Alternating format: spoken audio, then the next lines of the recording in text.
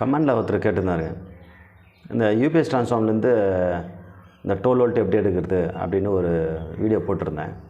அதில் ஒருத்தர் கேட்டிருந்தார், ட்ரான்ஸ்ஃபார்மர் ஆம்பியரை எப்படி செக் பண்ணுறது அப்படின்ட்டு. ஏன்னா நம்ம கடைக்கு போய்ட்டு ட்ரான்ஸ்ஃபார்மர் வாங்கின்னு வருவோம். வாங்கின்னு அதில் என்ன போட்டிருக்கோ அதுதான் நம்ம நம்புவோம். இப்போ 1 ஆம்பியர் போட்டிருக்கு அப்படின்னா 1 ஆம்பியர், 2 ஆம்பியர் போட்டிருக்குன்னா 2 ஆம்பியர், 3ன்னா 3, இல்லை 5ன்னா 5. இந்த மாதிரி தான் நம்ம அது பார்த்து தான் இது 2 ஆம்பியர், 3 ஆம்பியர், 5 ஆம்பியர் அப்படின்னு நம்ம இது பண்ணிக்கிறோம் இருக்கும் அப்படின்ட்டு. ஆனால் ஆம்பியர் செக் பண்ணது எத்தனை பேருன்னா அது கொஞ்சம் சந்தேகம் தான். எத்தனை பேர் செக் பண்ணியிருப்பாங்க அப்படின்ட்டு. ட்ரான்ஸ்ஃபார்மர் வாங்கினா வோல்ட்டு செக் பண்ணுவோம். வோல்ட்டு செக் பண்ணிவிட்டு நம்ம அப்படியே ஃபிக்ஸ் பண்ணிவிடுவோம். ஃபிக்ஸ் பண்ணி நம்ம இது பண்ணிவிடுவோம், அசம்பிளி பண்ணிவிடுவோம். ஆனால் ட்ரான்ஸ்ஃபார்மர் வாங்கினா அது கரெக்டாக 1 ஆம்பியர் இருக்கா, 2 ஆம்பியர் இருக்கா, இல்லை 3 ஆம்பியர் இருக்கா, 5 ஆம்பியர் இருக்கான்னு செக் பண்ணுறதில்ல. கமெண்டில் கேட்டிருக்காரு. அவருக்காக இப்போ ட்ரான்ஸ்ஃபார்மரில் எத்தனை ஆம்பியர் தான் வருது அப்படின்றது ப்ராக்டிக்கலாக நம்ம செக் பண்ணுவோம். முதல்ல அந்த யூபிஎஸ் ட்ரான்ஸ்ஃபார்மர் இருக்குது, அதிலிருந்து நாம் எப்படி அது ஆம்பியர் எப்படி வருது, எத்தனை ஆம்பியர் வருது அப்படின்றத நாம் செக் பண்ணுவோம். அதுக்கப்புறமா அதை விட கம்மியான ஆம்பியர் இருக்கக்கூடிய ஒரு ட்ரான்ஸ்ஃபார்மர் எடுத்து அதை செக் பண்ணுவோம். வாங்க அந்த எப்படி ஆம்பியர் செக் பண்ணுறதுன்றத நம்ம பார்ப்போம். இது யூபிஎஸ் ட்ரான்ஸ்ஃபார்மர். இது ஏற்கனவே இதை பற்றி ஒரு வீடியோ போட்டிருக்கிறேன். அது பாருங்கள், யூபிஎஸ் ட்ரான்ஸ்ஃபார்மர்லேருந்து எப்படி 12 வோல்ட் எடுக்கிறது அப்படின்னு போட்டுக்கிறேன் நான்.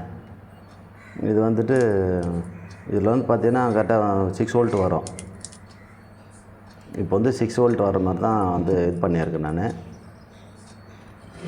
பாருங்கள், அதில் 606 அப்படின்னு வரும். இது சிங்கிள் சப்ளை எடுக்கக்கூடிய ஒரு போர்டு. இது பார்த்திங்கன்னா 2 டயோடு வரும். 3 ஆம்பியர் டயோடு 2, அதுக்கப்புறம் ஒரு கெப்பாசிட்டர். இதுக்கு முன்னாடி பார்த்தீங்கன்னா நம்ம 4 டயோடு போட்டிருப்போம். அது பிரிட்ஜ் ரெக்டிஃபையர். இது சிங்கிள் சப்ளை எடுக்கக்கூடிய ஒரு போர்டு. இது என்ன பண்ணுறோன்னா, நாம் 606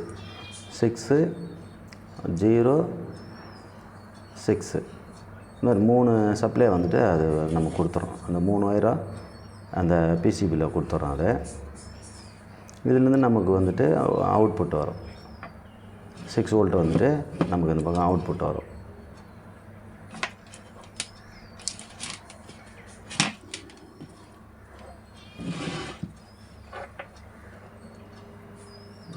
இந்த மாதிரி எடுத்துக்கிட்டு தான் பாருங்கள். இதை நம்ம இதை செக் பண்ணி பார்ப்போம்.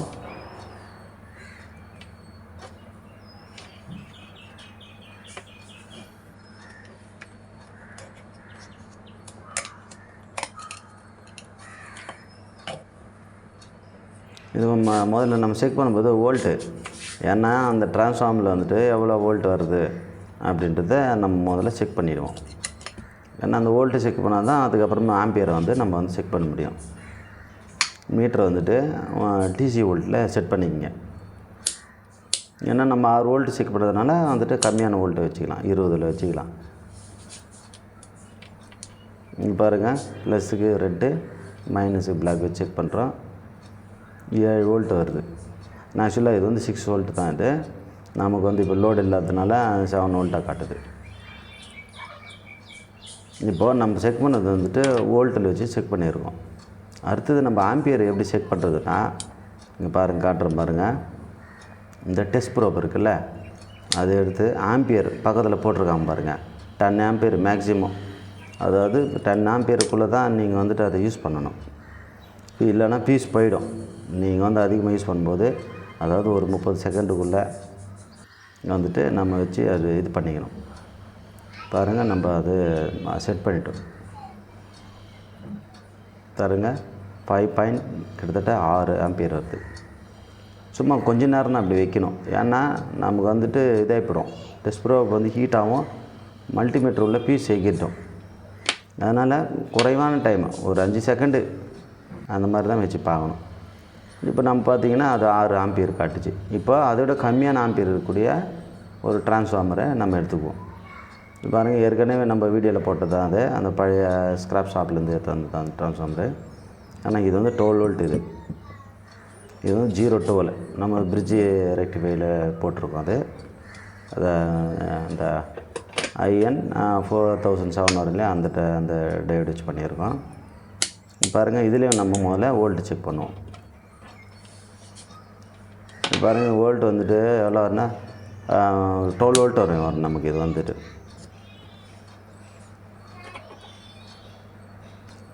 ஏன்னா இது வந்து 12 வோல்ட் ட்ரான்ஸ்ஃபார்மரு. பாருங்கள், 13 வோல்ட் வருது நமக்கு. இது 12 வோல்ட் ட்ரான்ஸ்ஃபார்மரு. இது நாம் வந்துட்டு எத்தனை ஆம்பியர் வருது அப்படின்றது நம்ம இப்போ செக் பண்ணுவோம். முன்னே செட் பண்ண மாதிரியே தான். இப்போ பாருங்கள், அந்த டெஸ்ட் ப்ரோப் இருக்குல்ல, இந்த டெஸ்ட் ப்ரோப் வந்துட்டு ஆம்பியரில் போடணும்.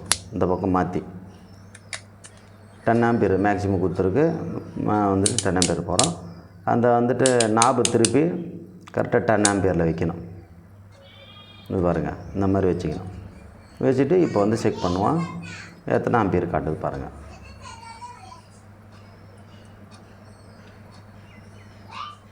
பாருங்கள், 2.4 ஆம்பியர் காட்டுது. ஆனால் இதுவும் 2 ஆம்பியர் கிட்ட தான் இருக்கும். 2 ஆம்பியர் 1 ஆம்பியர் கிட்ட தான் இருக்கும்.